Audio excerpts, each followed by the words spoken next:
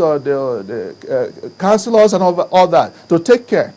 And they check their responsibilities at home towards the child and shift it to the teachers. And how many people can the teacher take care of? You have United Nations recommend that a classroom size should be between 25 and 35. But you find 120 pupils in one classroom. And how do you manage the classroom?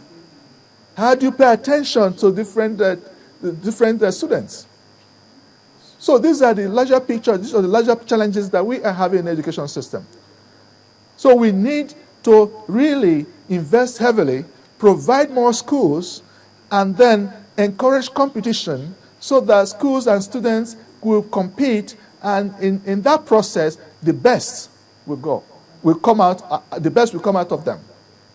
Okay. Dr. Nweze, the question I want to ask, if you want to pursue that line of thought of everybody mustn't get up to the university level to be educated, you might have to do a reorientation of every other person.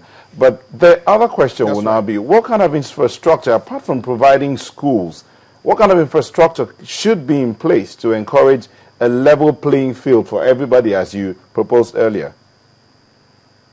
Well, the thing is this. Let's go back to the 70s. We had technical colleges where they learn carpentry, they learn some kind of electrical work, they learn some kind of mechanical thing at the secondary school level. Now, we should encourage vocational education. When we encourage vocational education, those that are not able to make it to university can go back to vocational so they can have a skill. You certify them. You teach them some of the things like customer service and all that, since customer service today is very, very key. When you give them that, you teach them some of how to manage basic, in case they want to veer off straight to setting up let's say, for instance, somebody that read carpentry in secondary school.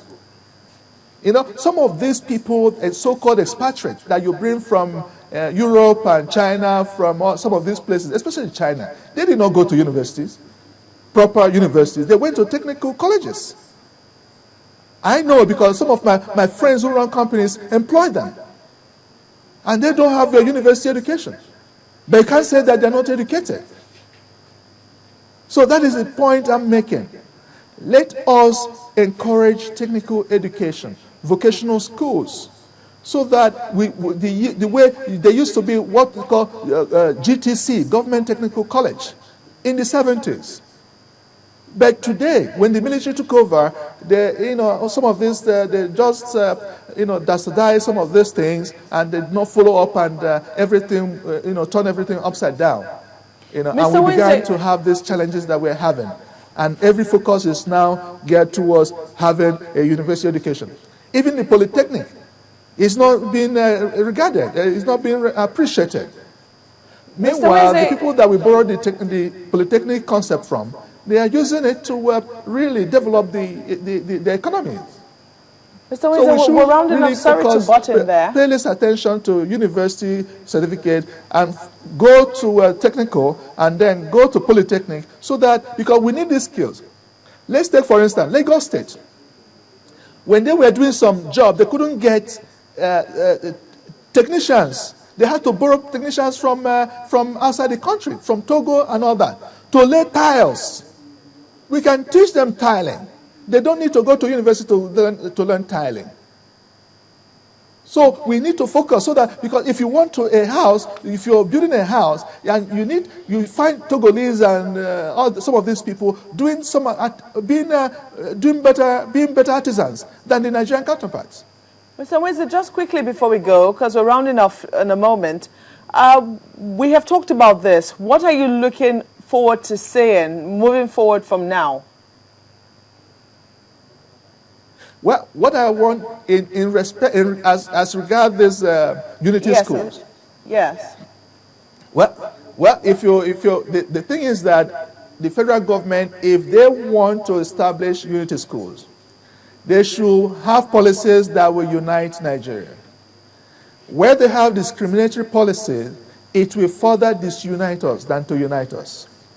If they want to have unity schools, they should provide a level playing field for every Nigerian, irrespective of where you come from. Yes, some people from certain states might not make it, but the state government will now go back and say, look, we need to encourage our people to take advantage of federal unity schools that the federal government has set up.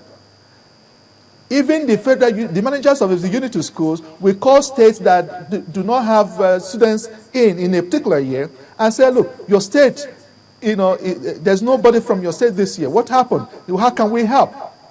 So they will look at the input, the quality of teachers. We should focus on quality of teachers and pay them well. Not that their salary or whatever this is in heaven. Let them enjoy it now on earth. They should be well paid.